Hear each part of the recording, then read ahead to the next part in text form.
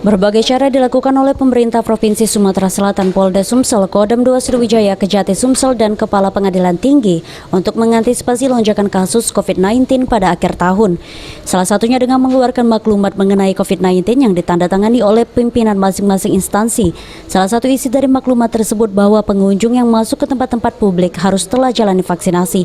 Serta kini pemerintah masih terus melakukan pengetatan bagi pengunjung yang masuk ke tempat publik.